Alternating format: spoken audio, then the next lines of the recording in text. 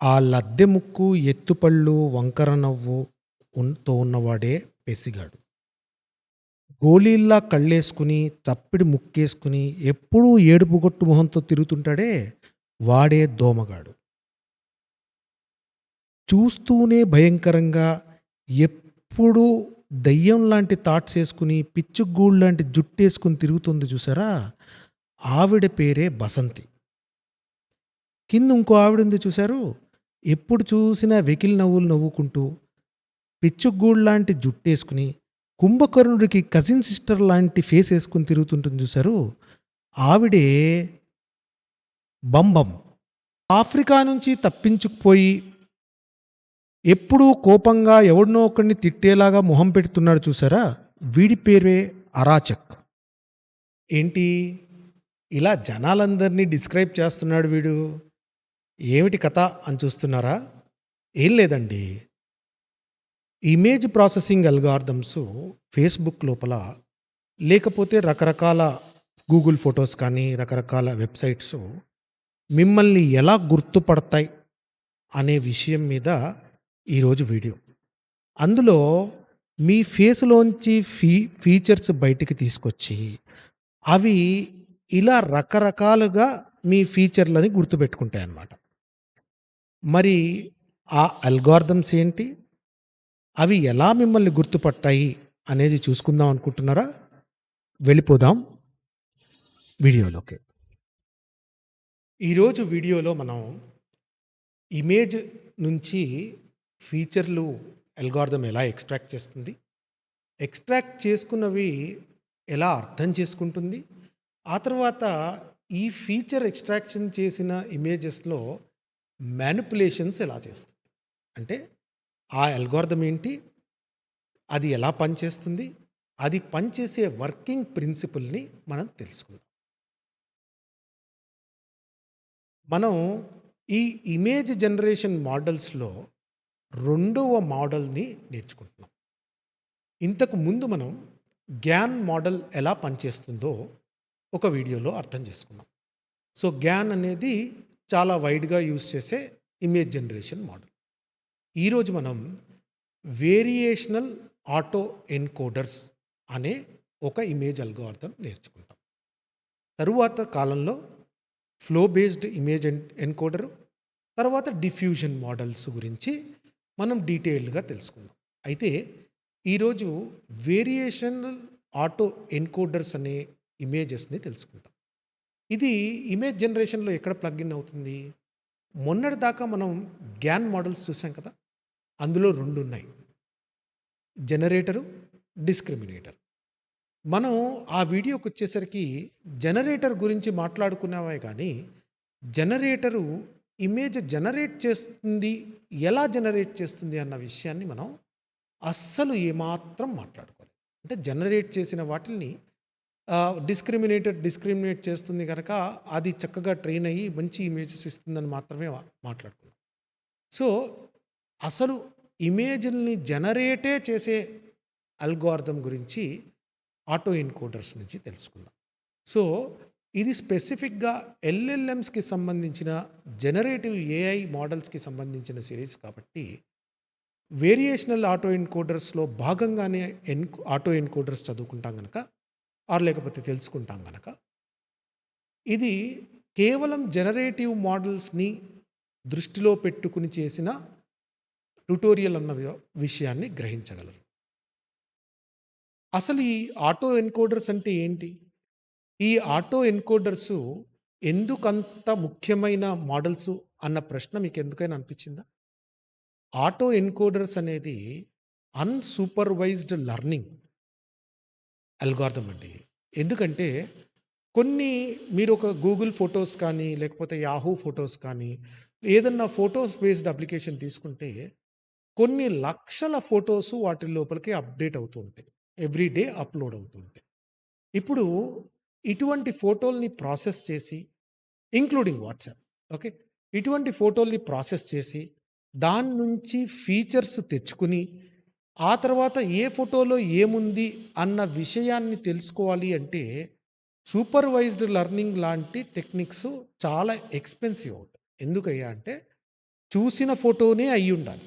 Okay. తర్వాత మనం చూసిన ఫోటోస్‌లో దగ్గరగా ఉంటేనే వర్కౌట్ అవుతాయి. కానీ ఆటో ఎన్కోడర్స్ లాంటి టెక్నిక్‌ల వల్ల మీరు ఏవైతే ఫోటోస్ ఉంటాయో, ఫోటోస్ లోపల ఫీచర్స్‌ని పట్టి, ఆ ఫోటో దేనిదో గుర్తుపట్టే సామర్థ్యం ఆ కంపెనీలకు, లేకపోతే ఆ అల్గారిథమ్‌కి వస్తుంది. అందుకని అన్‌సూపర్‌వైజ్డ్ లెర్నింగ్ మెథడ్స్‌లో ఇమేజ్ ప్రాసెసింగ్‌కి ఆటో ఎన్కోడర్స్ అనేవి చాలా ఇంపార్టెంట్ అల్గారిథమ్. అసలు ఈ ఆటో ఎన్కోడర్స్ ఒక ఇమేజ్ నుంచి ఎలాంటి ఫీచర్స్‌ని అర్థం చేసుకుంటాయి? అవి ఏం చేస్తాయి? దానికి సంబంధించి ఇంట్రెస్టింగ్ కథనాల లోపలికి మనం వెళ్ళిపోదాం. బేసికల్‌గా ఆటో ఎన్కోడర్స్ అనేవి కంప్రెషన్ అల్గారిథమ్ నుంచి మొదలవుతుందండి. ఏం చేస్తాయంటే, మీరు ఏదన్నా ఇన్‌పుట్ ఇమేజ్ తీసుకోండి. ఆ ఇన్‌పుట్ ఇమేజ్‌ని తీసుకొని, దాన్ని దాంట్లో ఉన్న ఫీచర్‌లని, అంటే దాంట్లో ఉన్న రకరకాల కాంపోనెంట్స్‌ని అది ఎనలైజ్ చేసి, ఒక చిన్న బాటిల్ నెక్ లేయర్, దీన్నే లేటెంట్ స్పేస్ అని కూడా అంటాం. లేటెంట్ స్పేస్ లోపలికి కంప్రెస్ చేస్తాయి. అంటే మీరు ఒక పెద్ద ఇమేజ్‌ని తీసుకొని, ఓ ఫోటోని తీసుకుంటే, అందులో ముఖ్యమైన వ్యవహారాల్ని మాత్రమే తీసుకొని అర్థం చేసుకుంటాయి. అంటే ఒక మనిషిని తీసుకున్నారనుకోండి, ముక్కు ఎలా ఉంది? చిన్న ముక్క, పెద్ద ముక్క, చప్పిడి ముక్క, ఎత్తు ముక్క. ఓకే. అది ఓకే. ఈ ఫోటో మనిషిది. ఈ ఫోటోలో వీడి ముక్కు ఇలా ఉంది. చెవులెలా ఉన్నాయి? చెవికి రింగుందా? లేదా? ముక్కేది? ఓకే. వీడికి జుట్టుందా? లేదా? నాలాగా బట్టతలుందా? లేకపోతే దట్టంగా జుట్టు పేనుకుపోయిందా? వీడికి గడ్డం ఉందా? మీసం ఉందా? ఇలా ఉన్న ఇమేజెస్ అన్నిటినీ ఫేషియల్ ఫీచర్స్ గానో, లేకపోతే ఇమేజ్‌లో ఉన్న వాటిల్ని ఫీచర్స్ గానో విడగొట్టుకుంటుందనమాట. సో, ఎప్పుడైతే ఫీచర్స్‌గా విడగొట్టుకుంటుందో, ఆ ఇమేజ్ జనరేషన్ అనేది చాలా ఈజీ అయిపోతుంది. సో, దీన్నే బాటిల్ నెక్ లేయర్‌కి ఎన్కోడింగ్ అంటాం. దీన్ని ఒక రకమైన కంప్రెషన్ కూడా. అయితే ఇది డొమైన్ బేస్‌లో కంప్రెషన్ అంటారనమాట దీన్ని. సో, దీన్నే ఎన్కోడర్స్ అని అంటారు. ఈ ఎన్కోడింగ్ వల్ల ఒక పెద్ద ఇమేజ్‌ని 2 డైమెన్షన్స్‌లో చూసే విధంగా విజువలైజేషన్ డిఫరెన్స్ చేస్తాం. తర్వాత అడ్వాంటేజ్ ఏంటంటే కంప్రెషన్. అంటే పెద్ద ఇమేజ్‌ని చిన్నగా కంప్రెస్ చేసి, పెద్దగా ఫీచర్ లాస్ లేకుండా చూసే దాంట్లో ఆటో ఎన్కోడర్ అనేది చాలా ఉపయోగమైన వ్యవహారం. సో, ఇంకొకటి ఇమేజ్ యొక్క ప్రాపర్టీస్. అంటే ఇమేజ్‌లో ఉన్న ఫీచర్స్. వీడు చొక్కా వేసుకున్నాడా? పంచ కట్టుకున్నాడా? లేకపోతే మెడలో ఓ గొలుసేసుకున్నాడా? వీడికి మీసం ఉందా? గడ్డం ఉందా? ఉంటే పిల్లి గడ్డం ఉందా? మామూలు గడ్డం ఉందా? సో, ఇలాగా ఫీచర్‌లని ఎక్స్ట్రాక్ట్ చేసుకున్నప్పుడు, అది అల్గోరిథమిక్‌గా ఆబ్జెక్ట్ ఒక్కసారి లేబుల్ చేస్తే చాలు, ఇది ఎలా కనపడుతుంది అన్న విషయాన్ని అర్థం చేసుకుంటుందనమాట. సో, దాని ద్వారా మెషిన్ లెర్నింగ్ అల్గోరిథమ్స్ ఒక మనిషికి గానీ, ఒక సీన్‌కి కానీ, ఒక విషయానికి కానీ, ఒక పర్స్పెక్టివ్‌కి కానీ, ఒక మీనింగ్‌ఫుల్ రిప్రజెంటేషన్, అంటే మీనింగ్‌ఫుల్ అంటే మనకి మీనింగ్‌ఫుల్ కాదు. మెషిన్‌కి మీనింగ్‌ఫుల్ రిప్రజెంటేషన్‌లో పెట్టే ప్రయత్నం చేస్తుంది. దీన్నే ఆటో ఎన్కోడర్ మెథడాలజీ అంటారు. సో, ఈ ఆటో ఎన్కోడర్స్ పట్టుకొచ్చే అడ్వాంటేజెస్ ఇవి. చూసారా? ఎవరి సాయము లేకుండా జస్ట్ ప్రాసెసింగ్‌తోనే ఇంత ఇన్ఫర్మేషన్‌ని జనరేట్ చేసే అల్గారిథమ్ గనుకే ఆటో ఎన్కోడర్స్ కంప్యూటర్ విజన్‌లో చాలా ముఖ్యమైన భూమికను పోషిస్తాయి. సో, మొత్తానికి ఒక ఆటో ఎన్కోడర్ అనేది కేవలం ఎన్కోడింగ్ చేస్తే కుదరదు గదండీ! మీరు ఎన్కోడింగ్ చేసిన దాన్ని డీకోడ్ కూడా చేయాలి. ఎన్కోడ్ చేసి ఓ బాటిల్ నెక్ లేయర్ లోపలికి, చాలా చిన్ని బాటిల్ నెక్ లేయర్ లోపలికి మీరు దీన్ని పుష్ చేస్తే, ఈ పుష్ చేసిన దాన్ని ఎప్పుడు కావాలనుకుంటే అప్పుడు మీరు డీకోడింగ్ చేసుకొని ఫుల్ బేస్డ్ ఇమేజ్‌గా చేసుకోవచ్చు. అంతే కాదు. దీనివల్ల అడ్వాంటేజ్ ఏంటంటే, దీన్ని మొత్తం అన్నిటిలోనూ, మొత్తం ఫీచర్స్ వేటిల్లోనూ దేన్ని లేబుల్ చేయక్కర్లేదు. అంటే ఒకడు ఇది ముక్కు, ఇది చెవు, ఇది నోరు అనేది మాన్యుయల్‌గా లేబుల్ చేయక్కర్లా. ఓ పెద్ద కార్పస్‌ని వదిలేస్తే అదే ఫిగర్ ఔట్ చేసుకుంటుంది గనకే దీన్ని ఆటో ఎన్కోడర్ అల్గోరిథం అంటారు. సో, ఇప్పుడేం జేస్తాము? ఈ స్ట్రక్చర్‌ని ఫిట్ అయ్యే డేటాని డీకోడ్ చేసి మళ్ళీ రీకన్‌స్ట్రక్షన్ జేస్తాం. సో, మీరు మొదలుపెట్టి చివరికి బయటికి తీసుకొచ్చే లోపల ఈ రీకన్‌స్ట్రక్షన్ జరిగినప్పుడు మీకు ఆటో ఎన్కోడర్ టెక్నాలజీ పనిచేస్తుంది. అయితే ఇప్పుడిక్కడ మనకు అర్థం కావాల్సిందేంటంటే, ఈ లేటెంట్ స్పేస్ అనేది ఏమిటి? అసలు ఈ లేటెంట్ స్పేస్ అంటే దీని అర్థం ఏమిటి? అనేది మనం తెలుసుకోవాలి. ఈ లేటెంట్ స్పేస్ రిప్రజెంటేషన్ అనేది మీకు అర్థమైతే, ఆటో ఎన్కోడరు ఒక ఇమేజ్‌ని ఎంతలా కంప్రెస్ చేయగలగదు అన్నది మీకు అర్థమవుతుంది. ఇప్పుడు మనం ఈ లేటెంట్ స్పేస్ అనే దాన్ని ఏమిటో అర్థం చేసుకుందాం. సో, ఒక ఆటో ఎన్కోడర్‌ని మీరిలా చూస్తే ఇన్పుట్ డేటా నుంచి వరుస హిడెన్ లేయర్స్ ఉండి bottleneck data or encoded డేటాకి తీసుకొస్తుంది. ఇలా ఏ ఇమేజ్‌నైనా ఒక స్పెసిఫిక్ ఫీచర్స్ ఉన్న ఎన్కోడెడ్ లేటెంట్ స్పేస్ లోపలికి తీసుకురావడానికే లేటెంట్ స్పేస్ అంటారు. అంటే ఎటువంటి ఇమేజ్‌నైనా సరే కొన్ని ఫిక్స్‌డ్ పారామీటర్స్ లోపలికి పట్టుకొస్తే ఆ పారామీటర్స్ నంబర్‌ని, సైజ్‌ని పట్టి ఆ పారామీటర్స్‌నే లేటెంట్ స్పేస్ అంటారు. అంటే ఏ ఇమేజ్‌నైనా 10 పారామీటర్లకో, 2 పారామీటర్లకో, 12 పారామీటర్లకో, 50 పారామీటర్లకో తీసుకురావచ్చు. తీసుకొచ్చిన దాన్ని మళ్ళీ వెనక్కి డీకోడ్ చేస్తే మీకు చాలా మంచి ఇమేజ్ వస్తుంది. ఐడియల్‌గా ఏంటంటే మీరు ఏదైతే ఎన్కోడ్ చేశారో అది కరెక్ట్‌గా డీకోడ్ చేస్తుంది.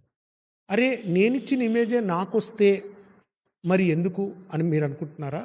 ఈ వీడియోలోనే అలా చేయడం వల్ల ఈ లేటెంట్ స్పేస్ ఎన్కోడింగ్ చేయడం వల్ల ఎటువంటి అడ్వాంటేజెస్ చూద్దాం. కానీ ఈ లేటెంట్ స్పేస్ అనే కాన్సెప్ట్ మీకు అర్థం కాటానికి మనం 14వ సెంచరీలో ఓ పద్యాలు రాసే ఆయన దగ్గరికెళ్దాం.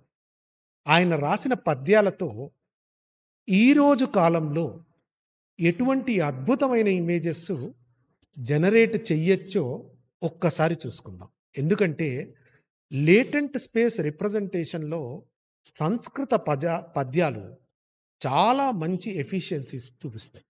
ఒక 2, 3 శాంపుల్స్ మీకు చూపిస్తాను. ఈ పద్యం చాలా మందికి తెలిసిందే. నేనేం చేశానంటే ఈ పద్యాన్ని యాజ్ ఇట్ ఈస్‌గా యథాతథంగా గూగుల్ జెమినీకిచ్చా. ఇచ్చి నాకు ఫోటోని ఒకసారి జనరేట్ చెయ్యి అన్నా. వాస్తవం ఏంటంటే ఈ ఈ రచయిత ఎవరైతే ఉన్నారో ఆయన చేసిన పని చూడండి.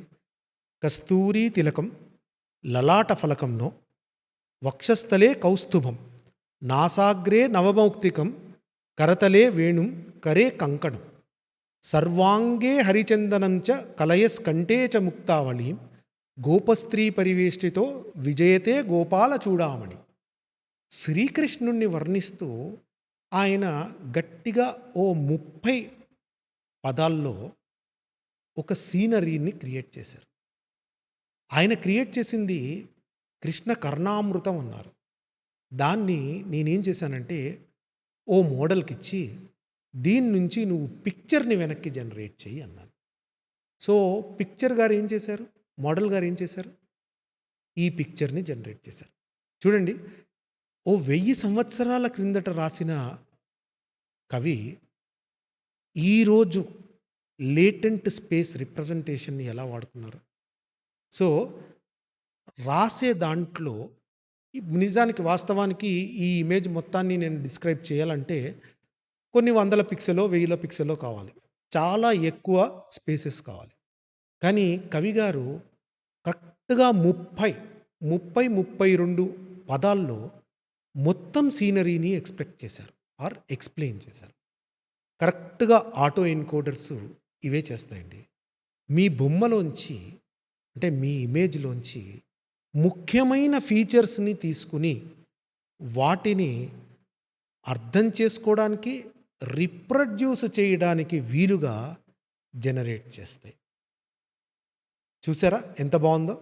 సరే, ఆయనదే నాకు ఇది అనిపిచ్చి నేనేమనుకున్నానంటే, సరే ఇదేదో వెరైటీగా జరిగిందేమో, యాదృచ్ఛికమేమో అని చెప్పి అదే సంపుటిలోంచి ఇంకొక పద్యం తీశాను. పద్యం తీసి దాన్నిస్తే దాని రెస్పాన్స్ చూస్తారా? ఒక్కసారి చూడండి. చూసారా? ఇది ఆయన భాగవతంలో రాసిన ప్రహ్లాదుడి గురించి. ప్రహ్లాద భాగధేయం నిగమ మహాదేర్గుహాంతర రాధేయం నరహరి పదాభిధేయం విబుధ విధేయం మమాను సంధేయం అని ఆయన రాశారు. ఇది 1000 సంవత్సరాల కిందట రాశారండి. ఈరోజు జనరేట్ చేసినప్పుడు ఈ ఇమేజ్ జనరేట్ అయింది. అది కూడా నో ఫర్దర్ ప్రాంప్టింగ్. స్ట్రెయిట్‌గా ఫస్ట్ ప్రాంప్ట్‌లోనే జనరేట్ అయింది. అయితే ఇందులో అప్పటి కాలానికి, ఇప్పటి కాలానికి తెలియని విషయం ఏంటంటే, పాపం ఈరోజు ఇమేజ్ అనేది పుస్తకం ఏదైతే ఉందో, పుస్తకం ఇవాల్టి పుస్తకం పెట్టింది. అప్పటి పుస్తకం పెట్టలేకపోయింది. పాపం దీనికి తెలీదు గదా! ఇది 1000 సంవత్సరాల క్రిందట రాసిన పద్యం అనేది మోడల్‌కి తెలియదు. కానీ మళ్ళీ చూడండి ఇక్కడ 1, 2, 3, 4, 5. ఈ 5ను విడగొడితే 12. 12 వర్డ్స్‌లో ఒక సీనరీని ఎస్టాబ్లిష్ చేశారు కవిగారు. ఇది మీకు అద్భుతం అనిపించడం లేదా? యెస్. లేటెంట్ స్పేస్‌ని ఎక్స్‌ప్లెయిన్ చేయడానికి నాకు ఇంతకన్నా బెటర్ పద్ధతి కనిపించలేదు. ఎందుకంటే చాలా ట్యుటోరియల్స్‌లో లేటెంట్ స్పేస్‌ని రకరకాలుగా ఎక్స్‌ప్లెయిన్ చేశారు గానీ, నేరుగా జనాలకు అర్థమయ్యేలాగా ఎక్స్‌ప్లెయిన్ చేయలేకపోయారు. అది ఈ 1000 సంవత్సరాల క్రితం కవిగారు చక్కగా ఎక్స్‌ప్లెయిన్ చేశారు. ఆ కవిగారి పేరు నేను చెప్పను. మీరే ఫైండ్ ఔట్ చేయండి. సరే, ఎలాగో పద్యాలు చెప్పుకుంటున్నాం కదా! ఇంకో 2 అద్భుతమైన పద్యాలు చెప్పుకుని, మనం మళ్ళీ మన దాంట్లోకెళ్ళిపోదాం. ఇది చూసారా? లక్ష్మీకలత్రం లలితాబ్జనేత్రం పూర్ణేందు వక్త్రం పురుహూతమిత్రం కారుణ్యపాత్రం కమనీయగాత్రం వందే పవిత్రం వసుదేవపుత్రం. చూసారా? సరిగ్గా 30 పదాల్లో ఎంత చక్కగా ఒక పిక్చర్‌ని క్రియేట్ చేయగలిగారు. ఇంతే కాదండి. అసలు మనం గణపతి ప్రార్థన నుంచి మొదలుపెట్టుకోవాలి. మనం చివర్లో గణపతి ప్రార్థన చేస్తున్నాం ఇప్పుడు. తొండమును ఏకదంతమును తూరపు బొజ్జయు వామహస్తమును మెండుగమ్రోయు గజ్జలను మెల్లని చూపుల మందహాసమును కొండొక గుజ్జు రూపమున కోరిన విద్యలకెల్ల నొజ్జయ్యుండెడి పార్వతీ తనయా ఓయి గణాధిప నీకు మృక్కెదరు. అయితే చూడండి, ఇది లేటెంట్ స్పేస్‌లో మీరు రిప్రజెంట్ చేసిన ఈ గజ్జెలనేవి ఎక్కడ పెట్టింది మోడల్ చూడండి. కాళ్ళకి పెట్టడానికి బదులు చేతులకు పెట్టింది. దానికి వరకు గజ్జెలనేవి ఉండాలి కానీ ఎక్కడ ఉండాలనేది వాస్తవం లేదు. సో, అది కాళ్ళ బదులు చేతులకు గజ్జెలు కట్టింది. సో, మోడల్‌ని ఇలా కంప్రెస్ చేసి, డీకంప్రెస్ చేసేటప్పుడు ఒక్కోసారి నాయిస్‌లొస్తాయి. ఇవి యాక్సెప్టబుల్ కాకపోవచ్చు. ఒక్కొక్కసారి యాక్సెప్టబుల్ కావచ్చు. ఈ పోయెమ్‌లో ఉన్న ఎగ్జాంపుల్ ఇక్కడే చెప్దాం అనుకున్నా. కానీ మీకు లేటెంట్ స్పేస్ అంటే విషయం అర్థమైందనుకుంటా. ఏదైనా ఇమేజ్‌లోంచి చాలా ఇంపార్టెంట్ ఫీచర్స్ అన్నీ బయటికి తీసుకొచ్చి, చాలా తక్కువ స్పేస్‌లో ఫీచర్ మ్యాట్రిక్స్‌గా మార్చి, దాన్ని గనక రిప్రజెంట్ చేస్తే దాన్ని లేటెంట్ స్పేస్ అంటారు. ఆటో ఎన్కోడర్స్ సరిగ్గా ఇదే పని చేస్తాయండి. అయితే మనం ఆటో ఎన్కోడర్స్ అనేవి జనరేటివ్ అల్గారిథమ్స్ కాదు. వేరియేషనల్ ఆటో ఎన్కోడర్స్ అనేవి జనరేటివ్ అల్గారిథమ్స్. అసలు ఈ వేరియేషనల్ ఆటో ఎన్కోడర్స్ ఎందుకు వాడొచ్చో ఈ స్లైడ్‌లో మీరు చూడండి. ఇప్పుడు చూడండి, దాకా అర్థం చేసుకున్నాం కదా! లేటెంట్ స్పేస్ లోపలికి మనం ఫీచర్స్ ఆఫ్ ది ఇమేజ్‌ని పట్టుకొస్తాం. ఎప్పుడైతే లేటెంట్ స్పేస్ లోపలికి తీసుకొస్తామో, ఈ ఫీచర్స్‌ని ప్రాబబిలిటీ డిస్ట్రిబ్యూషన్‌గా, అట్రిబ్యూట్‌గా మనం డిఫైన్ చేస్తాం. డిఫైన్ చేసి ఏం చేస్తామయ్యా అంటే, వేరియేషనల్ ఆటో ఎన్కోడర్స్‌తో ఎప్పుడైతే మీరు ఎన్కోడ్ చేసినప్పుడు కాకుండా డీకోడ్ చేసేటప్పుడు ఈ ఫీచర్‌లని మీరు సెలెక్ట్ చేసుకోవచ్చు. అంటే బాగా నవ్వుతుండాలా? కొంచెం నవ్వితే చాలా? స్మైల్ మొఖం పెట్టాలా? అసలు న్యాచురల్‌గా ఏడుస్తూ ఉండాలా? అనేది మీరు సెలెక్ట్ చేసుకోవచ్చు. ఎప్పుడైతే ఇది సెలెక్ట్ చేసుకోవచ్చో ఆటోమేటిక్‌గా మీ ప్రాంప్ట్‌ని ఫాలో అయ్యే మోడల్ సిద్ధమైపోయిందనమాట. అంటే వీడు నవ్వుతూ ఉన్నవాడిని ఏడుస్తూ ఉన్నట్టు చెయ్యి అని అడిగితే అదేం చేస్తుంది? మీ ఇమేజ్ తీసుకుంటుంది. మీ బొమ్మ తీసుకుంటుంది. పోనీ మీరెప్పుడైనా చక్కగా నార్మల్ ఫేస్‌లో పెట్టుకున్నారు మీ ఇమేజ్. అప్పుడు బానే ఉంది. తర్వాత నచ్చలేదు. నాకు నవ్వు ముఖం కావాలన్నారు. ఇమేజ్‌నిచ్చి బాబు నానో ఇమేజు ఈ ముఖాన్ని నవ్వే ముఖంలా చెయ్యి అని అన్నారనుకోండి. అదెలా చేస్తుంది? ఎలా చేస్తుందంటే ఆ ఇమేజ్‌లోంచి ఉన్న ఫీచర్‌ని ఎక్స్ట్రాక్ట్ చేసి దీనికి స్మైలింగ్ యాట్రిబ్యూట్‌ని యాడ్ చేసి మళ్ళీ ఎన్కోడ్ చేస్తుంది. దాంతో అప్పటిదాకా నవ్వని ముఖం వాడు నవ్వు ముఖంతో తయారవుతాడనమాట. సో, వేరియేషనల్ ఆటో ఎన్‌కోడర్స్ ఇటువంటి శక్తిని తీసుకొస్తాయి గనక చాలా చాలా అద్భుతమైనది. మళ్ళీ మీరు చూస్తే డీకోడింగ్‌లో శాంపుల్‌లో మీరు ఇందాకటి నుంచి ఈ పద్యాలన్నీ చెప్తున్నావు. నా మొఖంలో ఉన్నయి ఎలా చెప్తావు అంటే ఓ ఎగ్జాంపుల్ చూడండి. ఈ ఈయన మొఖాన్ని మనం ఇచ్చి వేరియేషనల్ ఆటో ఎన్‌కోడర్‌కి ఇచ్చి బాబు దీన్ని ఎన్‌కోడ్ చేయంటే స్మైలు, స్కిన్ టోను, మనిషి ఆడ, మగ, గడ్డం ఉందా, కళ్ళజోడు పెట్టుకున్నాడా, లేదా జుట్టు రంగేంటి అని ఇలా తీసుకొచ్చి ఈ వెక్టర్స్‌లో తీసుకున్నాయి. వాస్తవానికి ఈ లేటెంట్ వెక్టర్స్ సైజు ఒక్కొక్క చోట 1000 ఉంటుంది, 1500 ఉంటుంది, 2000 ఉంటుంది, 8000, 16,000 లేటెంట్ సైజు ఉన్న వెక్టార్స్ కూడా ఉన్నాయి. ఈ లేటెంట్ స్పేస్‌లో వాడే పారామీటర్స్ ఎంత పెరిగితే మోడల్ నుంచి బయటికొచ్చే ఇమేజ్ క్వాలిటీ అంత బావుంటుంది. అయితే ఈ లేటెంట్ స్పేస్ సైజు పెరిగే కొద్దీ మీ మోడల్ సైజు, వెయిట్స్, బయాసెస్ అనే సైజు పెరిగిపోతుంది. మీకు కావాల్సిన ర్యామ్ రిక్వైర్మెంట్ పెరిగిపోతుంది. హార్డ్‌వేర్ ఎక్స్‌పెన్సివ్ అయిపోతుంది. అందుకని ఈ లేటెంట్ సైజ్ అనే దాన్ని మనం ఎంత తక్కువగా ఉంటే అంత చిన్న మోడల్ వస్తుంది గనక దాన్ని ఆప్టిమైజ్ చేసుకుంటాం. సో, ఇది వేరియేషనల్ ఆటో ఎన్‌కోడర్స్. అయితే ఇప్పుడు మన మొదటి ఇంట్రడక్షన్ ఒక్కసారి చూసుకోండి. ఇప్పుడు చూడండి.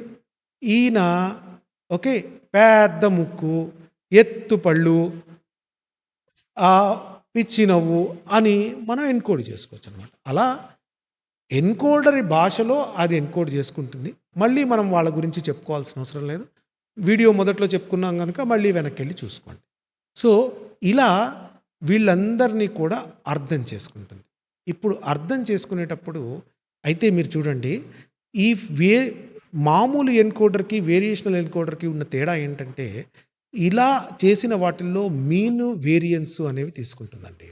ఓకే. తీసుకొని దీన్ని జనరేట్ చేసేటప్పుడే మీకు ఓ చిన్న ట్రిక్‌ని ప్రయోగిస్తుంది. సో, దాన్ని రీపారామీటరైజేషన్ ట్రిక్ అంటారు. ఈ రీపారామీటరైజేషన్ ట్రిక్ ఏంటంటే, ఎక్కడైతే ఈ మీను, వేరియన్స్ అనే 2 ఇన్‌పుట్స్ ఉన్నాయో, వాటిని లేటెంటైజ్ చేసి ఓ కాన్స్టెంట్‌గా మారుస్తారు. సో, ఎప్పుడైతే దాన్ని కాన్స్టెంట్‌గా మారుస్తామో, అప్పుడే ఇది బ్యాక్ ప్రాపగేషన్‌కి వీలుగా అవుతుంది. ఏ ఎన్‌కోడర్‌లో అయినా సరే బ్యాక్ ప్రాపగేషన్ యాడ్ చేయకపోతే, అది మీకు జనరేటివ్ అల్గారిథం అవ్వదనమాట. సో, అలా బ్యాక్ ప్రాపగేషన్‌ని యాడ్ చేస్తే మీకు లేటెంట్ స్పేస్ లోపలికి మీకు పూర్తి డీకోడర్ వస్తుంది. సో, అలా వచ్చిన డీకోడర్ సంగతి మనం జాగ్రత్తగా తెలుసుకుందాం. అయితే మనం ఈ వీడియోలో ఎన్‌కోడర్ ఒక లేయరు, డీకోడర్ ఒక లేయరు అని మనం చెప్పుకుంటున్నాం కానీ, వాస్తవానికి ప్రొఫెషనల్ ఇమేజ్ జనరేషన్ అల్గారిథమ్స్‌లో layers of decoders, layers of encoders ఉంటాయి. సో, అండ్ ఈ లేటెంట్ స్పేస్ కూడా కొంచెం పెద్దగానే ఉంటుంది.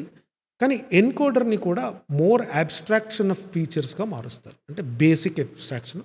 ఆ తర్వాత ఇంకా బెటర్ ఫీచర్స్‌గా మార్చుకుంటూ వస్తారు. అందుకని ఏంటంటే, మీకు ముందు బేస్ తయారవుతుంది.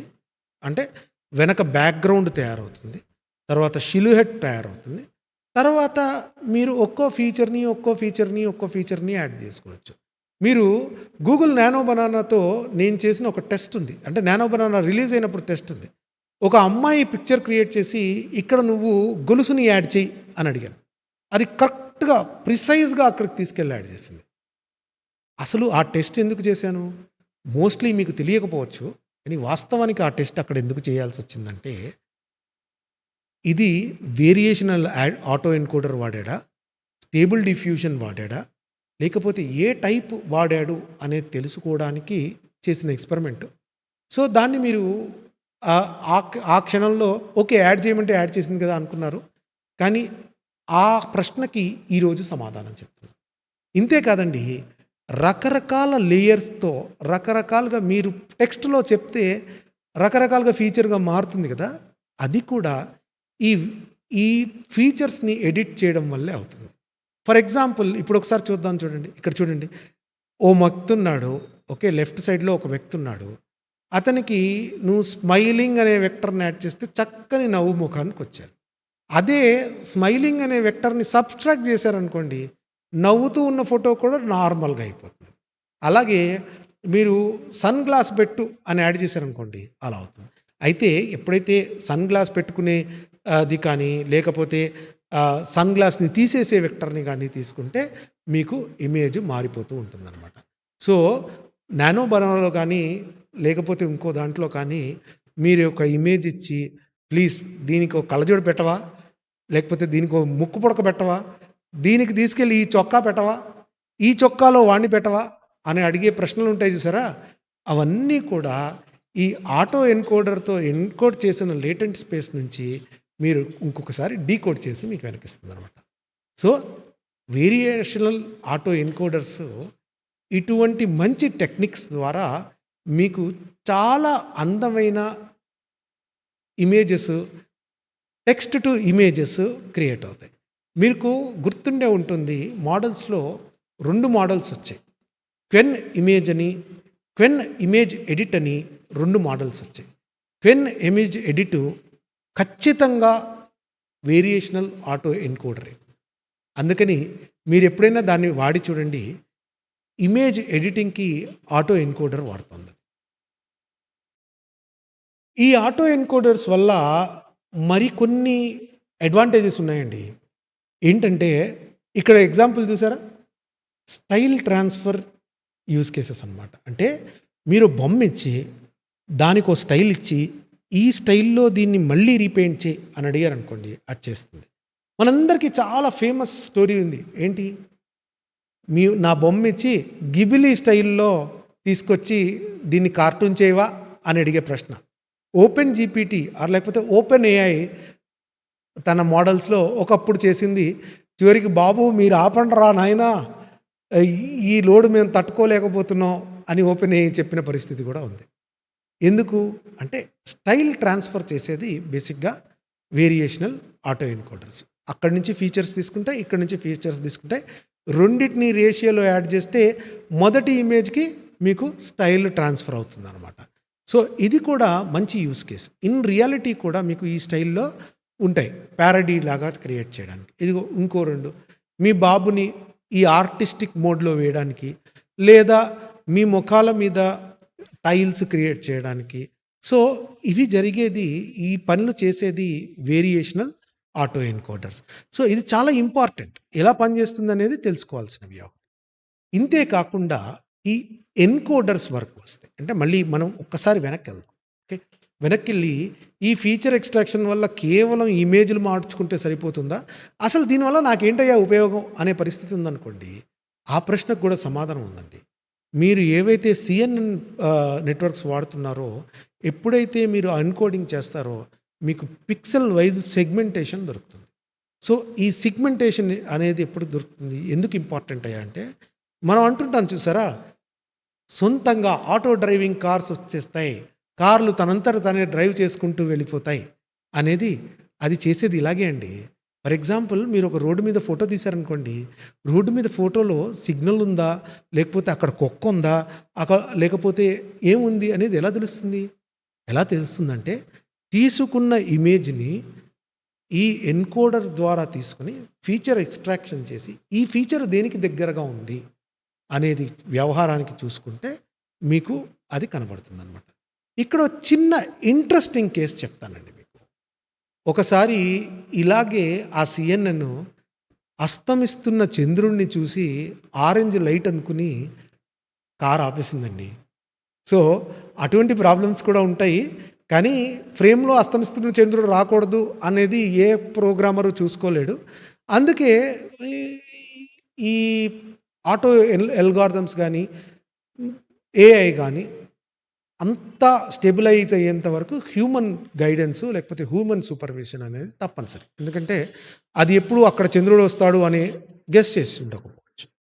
సో, అలా చూసుకుంటే ఇప్పుడు మీరు సమ్మరైజ్ చేస్తే అన్ని ఆటో ఎన్కోడర్సు అన్ని పర్పస్‌లకి అన్ని బాగా ఉండవండి. గుర్తుపెట్టుకోండి. ఇమేజ్ జనరేషన్ అల్గారిథమ్స్‌లో ఒక ఇమేజ్ జనరేషన్ ప్రోడక్ట్ కేవలం ఒకటే పడుతుందా?